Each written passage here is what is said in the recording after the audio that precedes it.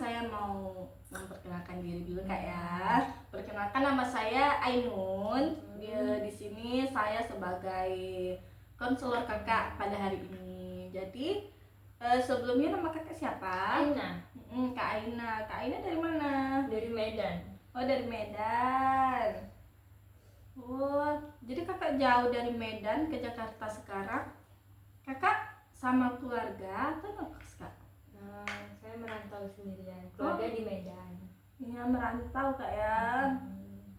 Ngekos berarti Kak? Iya. Atau rumah sendiri kan, siapa tahu. Masih ngekos. Usianya berapa Kak? 20 tahun. Oh, 20 tahun. Kakak sekarang kerja atau kuliah atau bagaimana Kak? Awalnya saya kuliah, tapi saya putus kuliah jadi saya kerja gitu. Mau kerja. Ya, udah dapat kerjaannya Kak? Masih bimbang, saya masih cemas. Oh iya.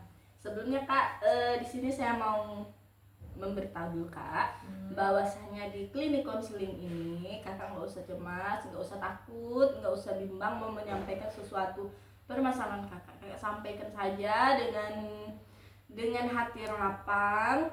Misalkan Kakak nggak nyaman duduk, Kakak boleh berbaring sambil berbaring, atau Kakak mau melakukan aktivitas lain sambil menyampaikan permasalahan Kakak, boleh Kak. Oh, boleh Kak. Di sini Kakak tanpa pantauan CCTV, hanya kita berdua saja yang tahu, jadi Kakak nggak usah takut. Ya, sebelumnya Kakak tahu klinik konseling ini dari siapa Kak?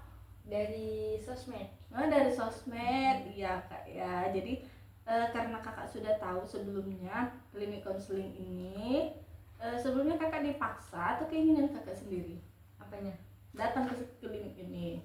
Oh, keinginan sendiri. Keinginan sendiri. Ya, kalau keinginan sendiri berarti Kakak sudah paham Kak ya tujuannya ke sini mau ngapain. Jadi sebelumnya Kakak gimana kabarnya? Alhamdulillah baik sedikit. Baik sedikit. Jadi permasalahannya apa yang membuat hati Kakak bimbang? Apa yang membuat hati?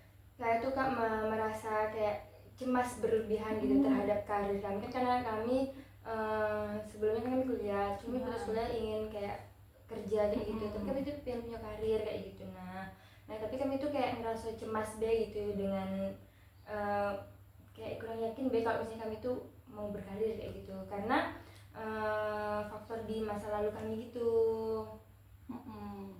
Terus faktor di masa lalu tuh kayak kami dulu tuh sering kayak berbuat dosa lah pastinya gitu. Takut kalau misalnya kami berkarir itu tuh kayak tidak diridhoi dengan Allah gitu. Nah kayak sekarang dulunya baik-baik, sekarang takutnya kayak dilimpahkan kemurkaan kayak gitu. Nah Kak gitu. Kakak, kita kembali ke masa lalu Kak ya. Di masa lalu Kakak bisa jadi seperti hal-hal yang sangat penting itu yang Kakak merasa Allah murka tadi. Mungkin Kakak pas masa lalu itu tidak mengerjakan sholat 5 waktu, seperti itu Kak ya. Nggak pernah ngaji. Jadi Kakak,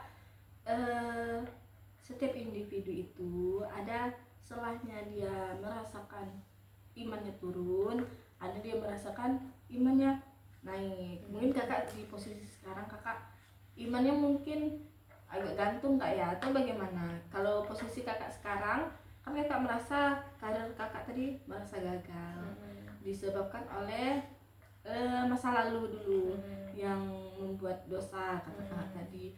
Jadi titik sekarang Kakak merasakan bagaimana? Kakak semakin bersemangat lagi sholatnya, atau Kakak merasa bersalah sama Allah sehingga Kakak semakin jauh dari Allah? Bimbang, kayak kadang semakin semangat, tapi kadang kayak putus asa kayak gitu. Tapi balik lagi kayak ke satu tujuan sih Kak gitu.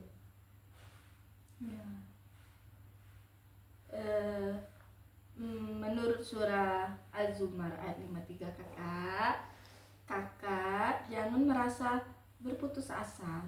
Allah berkata di surah ini, katakanlah wahai hamba-hambaku yang melampaui batas terhadap diri mereka sendiri, janganlah kamu berputus asa dari rahmat Allah Subhanahu wa taala.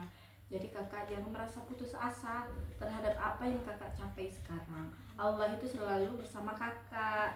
Jadi penyesalan kakak masa lalu biarlah hanya Allah yang tahu. Untuk masa sekarang kakak lebih bersemangat lagi terhadap apapun itu, dan kakak yakin bahwa kakak selalu bisa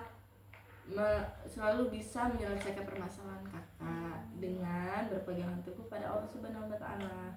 Ketika kakak punya masalah, misalkan kakak bisa langsung bercerita kepada Allah.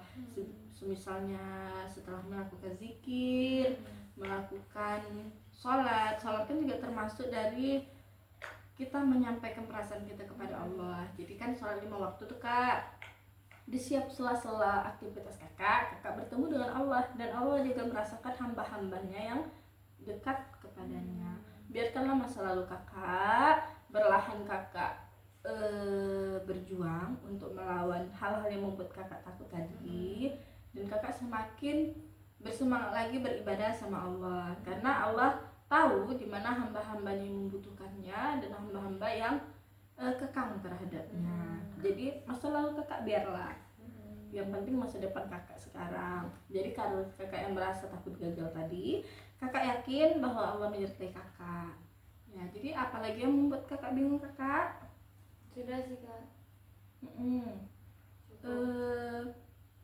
Bagaimana kalau misalkan kakak masih merasa bingung, cemas tadi yang berlebihan, kakak membuat sebuah buku catatan harian. Di situ ibaratnya kakak berbicara kepada Allah Subhanahu wa taala, tapi melalui buku. Selain melalui buku, kakak juga disertai dengan ibadah-ibadah kepada Allah, seperti sholat tahajud, zikir, sholat. Karena sholat itu kak melambangkan ketenangan hati kita kak ya. Jadi kalau misalkan selesai sholat, selesai wudhu aja kita mau sholat, itu pasti hati kita merasakan tenang ya kak ya.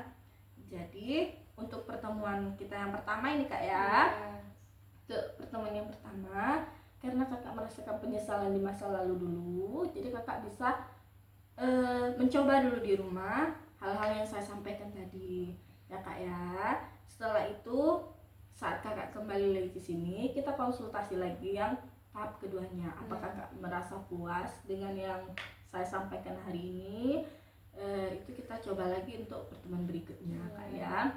Di pertemuan berikutnya kakak 2 minggu atau 3 minggu ke depan kak ya. Nanti untuk jadwal berikutnya kakak bisa konfirmasi ke administrasi kami. Iya kak. Ada lagi kakak? Sudah kak, insya Allah kami sudah lumayan tenang, udah dikasih solusi, udah dikasih saran juga, tinggal kami menerapkannya aja. Ya, saya berharap kakak dari konseling kita hari ini, kakak merasa lebih tenang berhadapan kepada Allah Subhanahu wa taala, kakak merasa lega dan kakak merasa lebih baik lagi terhadap apa yang kakak lakukan. Ya kak ya. Terima kasih kak. Wassalamualaikum warahmatullahi wabarakatuh.